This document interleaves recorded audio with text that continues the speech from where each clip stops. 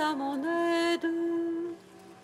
Seigneur, viens vite à mon secours. Gloire au Père, au Fils, au Saint-Esprit, maintenant et toujours. Dans les siècles des siècles. Amen. Alléluia. Roi du ciel, consolateur, Esprit de vérité, toi qui es partout présent, toi qui emplis tout, trésor de grâce et donateur de vie, viens et demeure en nous. Purifie-nous de toute souillure et sauve nos âmes, toi qui es bonté. Roi du ciel consolateur, esprit de vérité, toi qui es partout présent, toi qui emplis tout, trésor de grâce et donateur de vie, viens et demeure en nous. Purifie-nous de toute souillure et sauve nos âmes, toi qui es bonté. Lorsque tu es descendu vers la mort immortelle, vie, L'enfer fut renversé par la splendeur de ta divinité. Et lorsque tu ressuscitas les morts qui gisaient au fond du tombeau, tous les anges dans les cieux se mirent à chanter. Gloire à toi, source de vie, ô Christ notre Dieu. Lorsque tu es descendu à la mort immortelle vie, l'enfer fut renversé par la splendeur de ta divinité. Et lorsque tu ressuscitas les morts qui gisaient au fond du tombeau, tous les anges dans les cieux se mirent à chanter. Gloire à toi, source de vie, ô Christ notre Dieu. Lorsque tu es descendu vers la mort immortelle vie, l'enfer fut renversé par la splendeur de ta divinité. Et lorsque tu ressuscitas les morts qui gisaient au fond du tombeau, tous les anges dans les cieux se mirent à chanter. Gloire à toi, source de vie, ô Christ notre Dieu.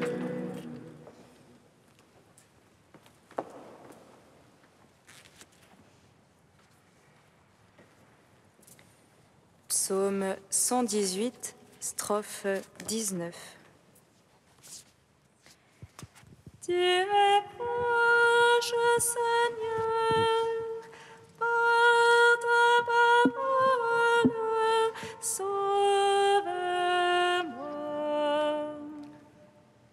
Tu es proche, Seigneur, par ta parole, sauve-moi.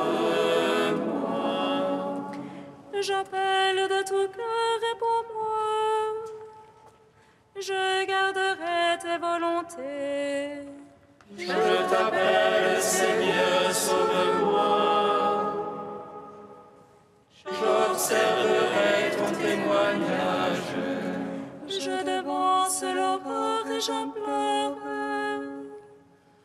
J'espère en ta parole. Mes yeux devront se lever pour méditer sur ta promesse. En ton amour, écoute ma voix. En tes jugements, vivifie-moi. Il s'approche mes infâmes persécuteurs. Il s'éloigne de ta loi. Tu es proche, toi, Seigneur. Vérité que tous tes ordres. Démontrant Jésus de ton témoignage. Car jamais tu l'as fondé. Gloire au Père, au Fils, au Saint-Esprit, pour les siècles des siècles. Amen. Tu es proche, Seigneur, à ta parole, sauve-moi. Psaume 12. Église du Seigneur, épouse bien-aimée, le roi désire ta beauté. Église du Seigneur, épouse bien-aimée, le roi désire ta beauté. Jusqu'à quand, Seigneur, m'oublieras-tu jusqu'à la fin? Jusqu'à quand, mon Dieu, me vas-tu cacher ta face? Jusqu'à quand mettrai-je mon âme la révolte? Jusqu'à quand mon adversaire aura-t-il le dessus? Oh mon cœur, le chagrin de jour et de nuit. Jusqu'à quand, mon Dieu, me vas-tu cacher ta face? Regarde, réponds-moi, Seigneur mon Dieu. Illumine mes yeux, que dans la mort je ne m'endorme. Que l'adversaire ne dise je l'emporte sur lui. Que l'oppresseur n'exulte à me voir chanceler. Pour moi, Seigneur, en ton amour je me confie. Que mon cœur exulte admis en ton salut. Que je chante au Seigneur pour le bien qu'il m'a fait. Que je joue pour le nom du Seigneur le Très-Haut. Gloire au Père, au Fils, au Saint-Esprit, pour les siècles des siècles. Amen. Église du Seigneur, épouse bien-aimée, le roi désire ta beauté.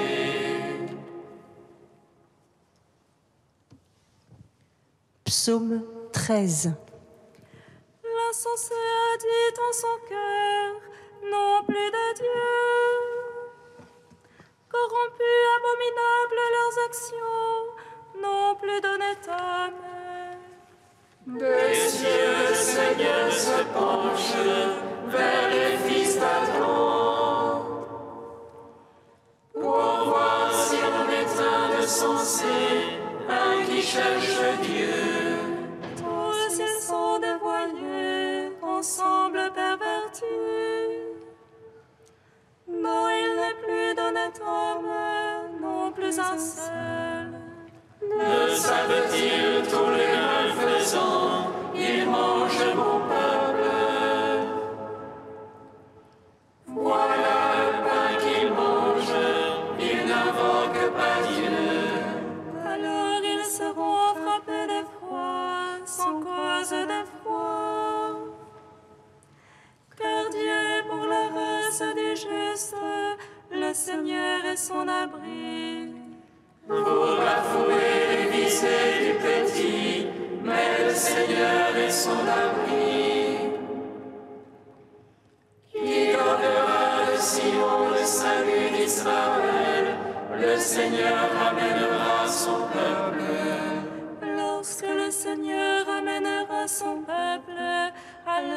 allégresse à Jacob et joie pour Israël. Gloire au Père, au Fils, au Saint-Esprit, pour les siècles des siècles. Amen. Église du Seigneur, épouse bien-aimée, le roi désire ta beauté. Cantique de l'Ecclésiastique, page 368, page 268.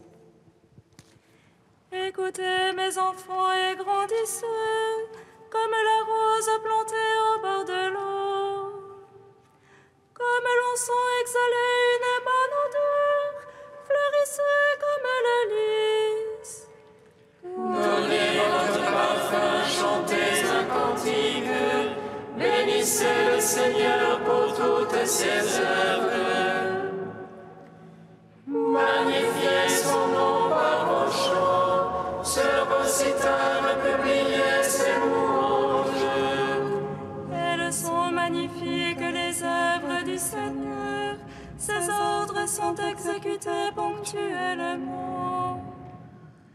À sa parole l'on s'arrête et s'amasse, à sa voix s'ouvre le réservoir des eaux. Sur son ordre, tout ce qu'il désire s'accomplit. Personne n'arrête son geste de salut.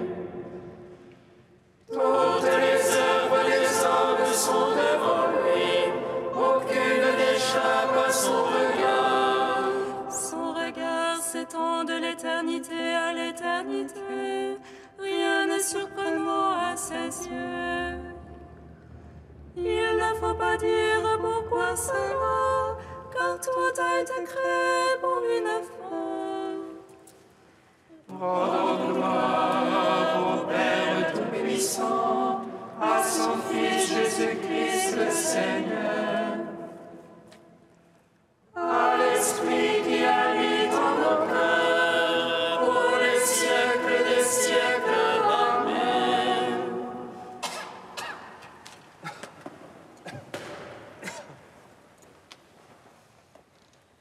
Du Père Cyril Argenty, le sens de la prière.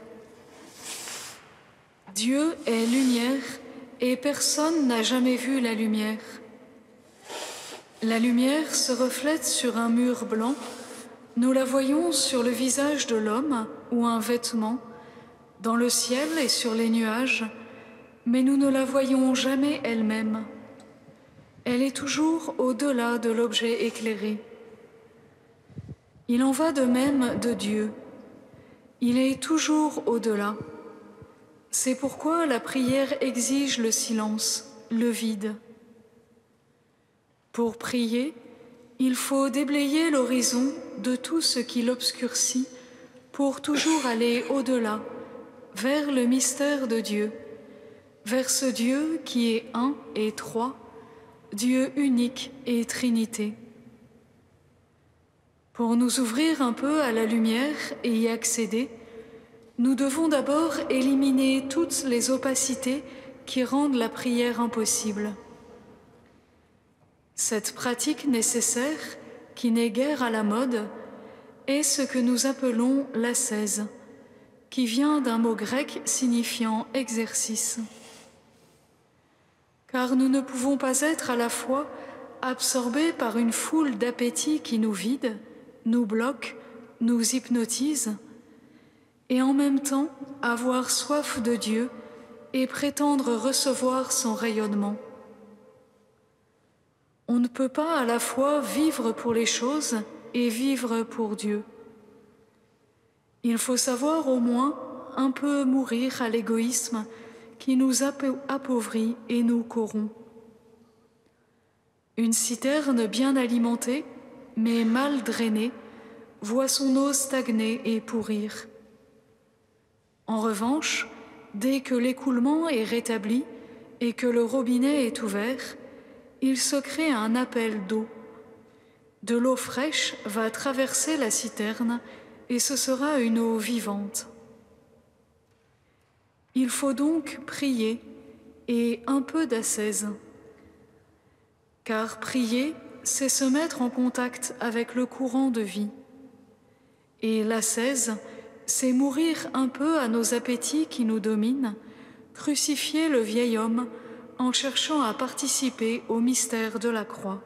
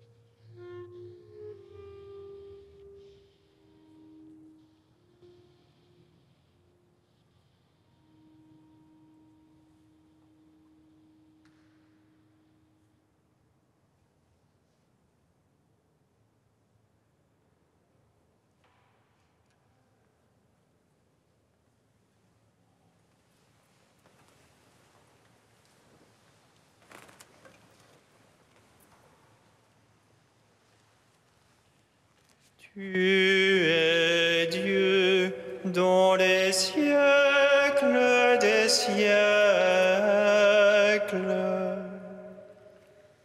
Tu es Dieu dans les siècles des siècles. Les gens tombèrent face contre terre et dirent: c'est le Seigneur qui est Dieu, c'est le Seigneur qui est Dieu.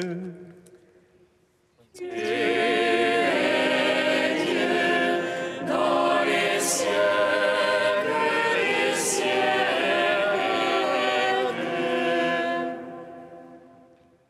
Lecture du premier livre des rois. En ce jour-là, le roi Akab convoqua tout Israël et réunit les prophètes de Baal sur le mont Carmel. Élie se présenta devant la foule et dit: « Combien de temps allez-vous danser pour l'un et pour l'autre? Si c'est le Seigneur qui est Dieu, suivez le Seigneur. Si c'est Baal, suivez Baal. » Et la foule ne répondit mot. Élie continua: « Moi, je suis le seul qui reste des prophètes du Seigneur, tandis que les prophètes de Baal sont 450. Amenez-nous de jeunes taureaux, qu'ils en choisissent un, qu'ils le dépècent et le placent sur le bûcher, mais qu'ils n'y mettent pas le feu. Moi, je préparerai l'autre taureau, je le placerai sur le bûcher, mais je n'y mettrai pas le feu. Vous invoquerez le nom de votre Dieu, et moi, j'invoquerai le nom du Seigneur. Le Dieu qui répondra par le feu, c'est lui qui est Dieu. » La foule répondit, « C'est d'accord. » Élie dit alors aux prophètes de Baal, « Choisissez votre taureau et commencez, car vous êtes les plus nombreux. Invoquez le nom de votre Dieu, mais ne mettez pas le feu. » Ils prirent le taureau et le préparèrent, et ils invoquèrent le nom de Baal, depuis le matin jusqu'au milieu du jour, en disant, « Ô Baal, réponds-nous. » Mais il n'y eut ni voix, ni réponse, et ils dansaient devant l'autel qu'ils avaient dressé. Au milieu du jour, Élie se moqua d'eux en disant, « Criez plus fort, puisque c'est un Dieu. Il a des soucis ou des affaires, ou bien il est en voyage. Il dort peut-être, mais il va se réveiller. » Ils crièrent donc plus fort, et selon leur coutume, ils se tailladèrent jusqu'au sang avec des épées et des lances. Dans l'après-midi, ils se livrèrent à des transes prophétiques jusqu'à l'heure du sacrifice du soir.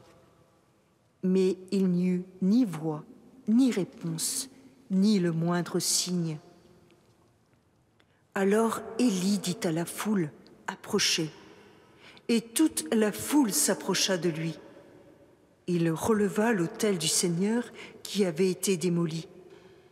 Il prit 12 pierres, selon le nombre des tribus des fils de Jacob, à qui le Seigneur avait dit, « Ton nom sera Israël. » Avec ces pierres, il érigea un autel au Seigneur.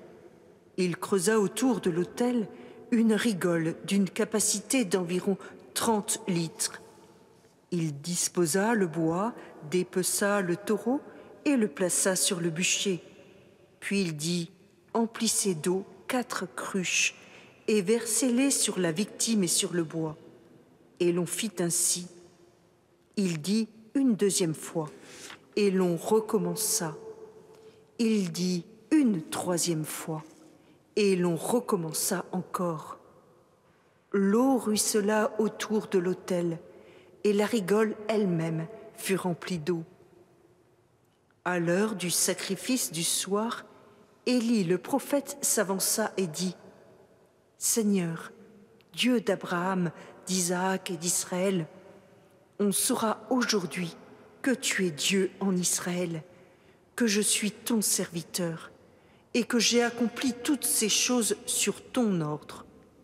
Réponds-moi, Seigneur, réponds-moi, pour que tout ce peuple sache que c'est toi, Seigneur, qui es Dieu et qui a retourné leur cœur. » Alors le feu du Seigneur tomba.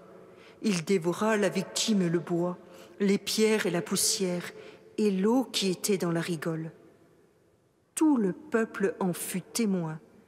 Les gens tombèrent face contre terre et dirent, « C'est le Seigneur qui est Dieu, c'est le Seigneur qui est Dieu. » Gloire et louange à toi, ô Dieu vivant.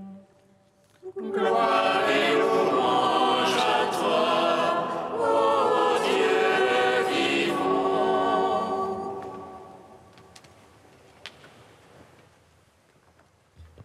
Ce passage du livre des rois nous montre le roi Akab, qui a convoqué tout Israël et les 450 prophètes de Baal sur le mont Carmel.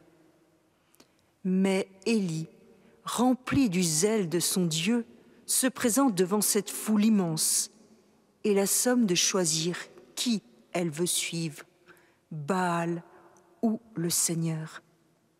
Pour cela, il lance un défi aux prophètes de Baal pour que son Dieu puisse leur démontrer qu'il est le seul Dieu. Son Dieu, à Élie, est le Dieu vivant qui s'est révélé à leur père, Abraham, Isaac et Jacob. Son Dieu est celui qui a vu la souffrance de son peuple pendant son exil en Égypte et qui l'a fait sortir de ce pays de servitude pour lui donner un pays de lait et de miel, où il peut grandir en toute liberté, dans cette alliance qui est relation d'amour avec lui. Mais Israël hésite. Ce n'est pas facile de suivre un Dieu qui n'est pas fabriqué par la main d'homme. Ce n'est pas facile de choisir un Dieu qui est le tout autre, capable de mendier l'amour des hommes, capable de prendre la dernière place pour offrir sa vie en sacrifice d'expiation pour chacune de nos fautes ou de nos faiblesses. C'est pourtant ce Dieu qui se révèle devant les yeux de tout Israël, acceptant d'immoler le sacrifice offert par Élie, montrant sa toute-puissance à tous ces hommes qui ne cherchaient qu'à l'oublier au profit d'idoles plus faciles à aimer et à suivre. C'est donc en acceptant de se laisser déplacer par Dieu que chaque homme peut recevoir l'Esprit de Dieu et le connaître en vérité. C'est ce qu'a fait saint Antoine de Padoue, que nous fêtons en ce jour. Il est né à Lisbonne, au Portugal, en l'an 1195, sous le nom de Fernando. À 15 ans, il fait le choix de la vie religieuse chez les chanoines réguliers de Saint-Augustin, où il reçoit une solide formation théologique et biblique, ainsi que le sacerdoce à l'âge de 25 ans. Mais cela ne lui suffit pas. Il désire aimer plus, mieux, dans l'humilité et la pauvreté, être configuré au Christ comme tous ces jeunes franciscains qui meurent martyrs en allant prêcher Dieu à la suite de saint François chez les musulmans. C'est ainsi qu'il entre chez les franciscains avec ce désir de se rendre au Maroc pour y mourir. Il prend le nom d'Antoine en souvenir de saint Antoine le Grand, ermite et père du désert. Mais ce chemin qu'il s'est choisi n'est pas celui voulu par Dieu. Il tombe gravement malade et est obligé de reprendre la route vers le Portugal. Mais durant la traversée, des vents violents le poussent vers la Sicile, où il est recueilli par les frères de Messine. C'est avec eux qu'il se rend à Assise pour le grand chapitre de Pentecôte, où saint François parle de son idéal et répartit ses frères. N'étant connu de personne et ne voulant pas faire connaître sa grande connaissance biblique et patristique, il fut envoyé par le frère Gratien, provincial de Romagne, dans un ermitage près de Forlì, pour célébrer la messe aux frères et se consacrer à la prière, à la méditation des Écritures, mais surtout aux humbles services de la petite communauté. Mais un jour, personne ne voulut prêcher lors d'une célébration d'ordination. C'est là qu'il révéla une connaissance des Écritures et une clarté d'exposition qui suscita l'admiration de tous. Il se vit alors confier la charge de prédication à Rimini et dans toute la région où sévissait l'hérésie cathare. Il parcourut l'Italie du Nord et le sud de la France jusqu'à Limoges. S'oubliant lui-même, il vit ce qu'il prêche. La vérité de ses paroles ne laisse personne indifférent. Dans une homélie sur l'esprit, il écrit « Que les paroles se taisent, que les actes parlent ». Armé d'une riche culture théologique et de l'amour qui jaillit de tout son être, Antoine rayonne. On accourt de partout pour entendre ses sermons qui parlent de paix et de bonté. Il n'a peur de personne et il défend constamment les opprimés.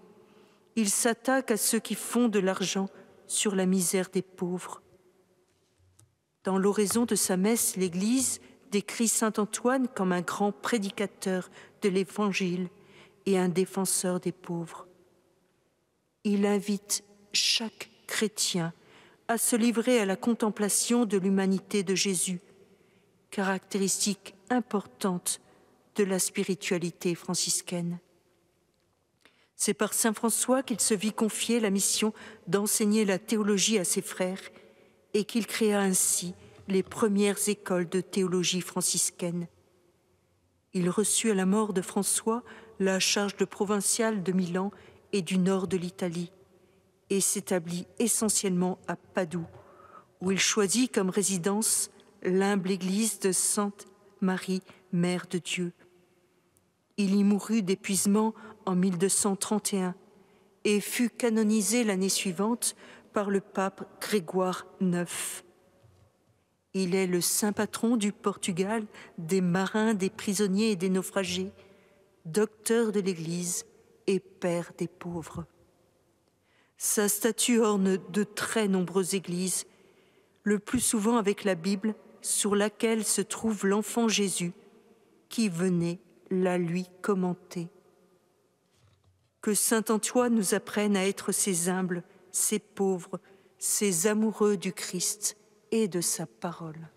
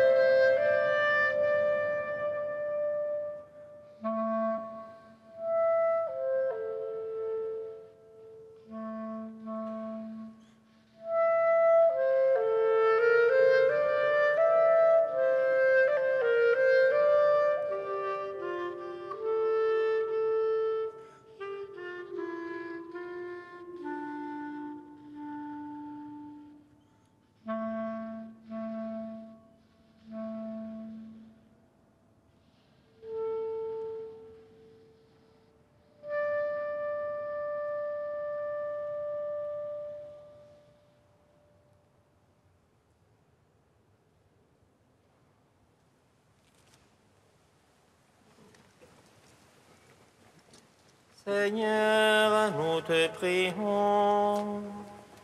Seigneur, nous te prions. Nous te confions, Seigneur, ceux qui subissent la persécution à cause de l'Évangile. Seigneur, nous te prions. Nous te prions, Seigneur, pour le dialogue œcuménique et interreligieux. Seigneur, nous te prions. Que tous les chrétiens au Seigneur exercent de manière active et courageuse le don prophétique que tu leur as confié. Seigneur, nous te prions.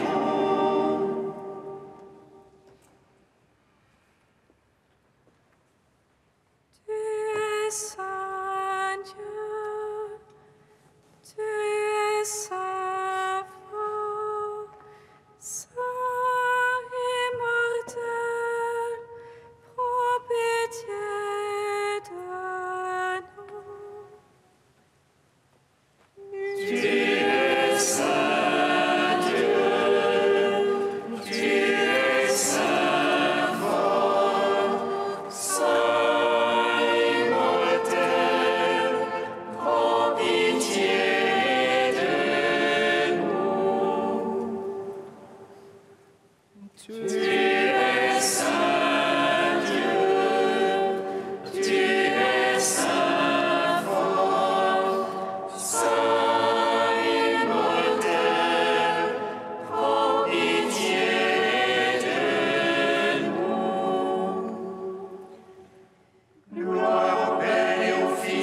Saint-Esprit, maintenant et toujours et dans les siècles des siècles. Amen.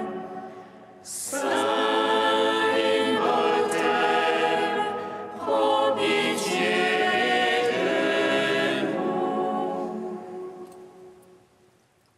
Tu es saint Dieu, tu es saint fort, saint immortel, prends pitié de nous.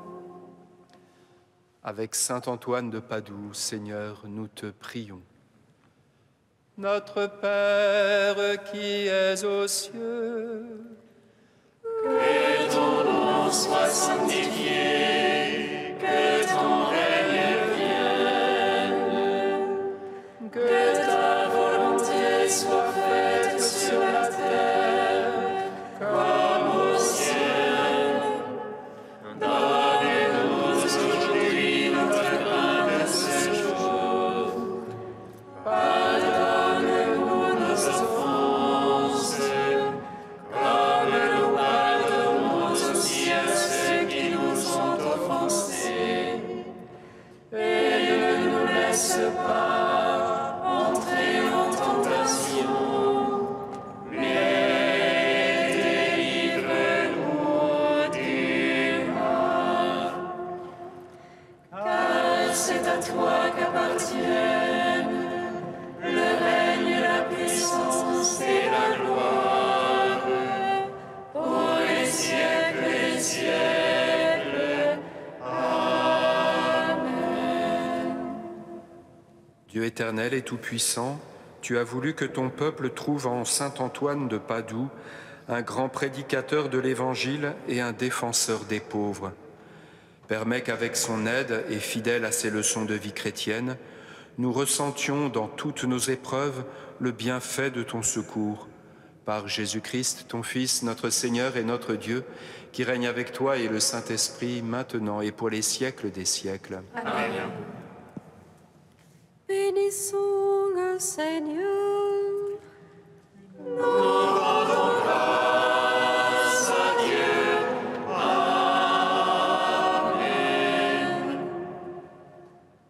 L'ange annonça à Marie qu'elle serait la mère du Sauveur. Et elle conçut de l'Esprit Saint.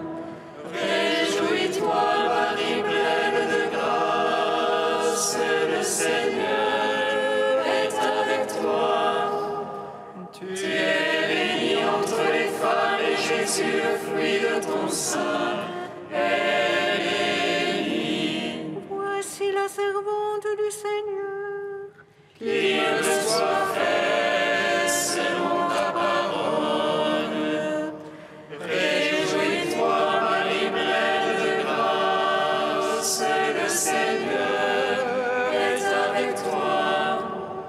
Tu es bénie entre les femmes et Jésus, le fruit de ton sein, est béni. Et le Verbe s'est fait chair. Et il a demeuré parmi nous. Réjouis-toi, Marie, pleine de grâce, le Seigneur est avec toi. Tu es bénie entre les femmes et Jésus, le fruit de ton sein, est béni. Priez pour nous, Sainte Mère de Dieu. Afin que nous soyons rendus dignes des promesses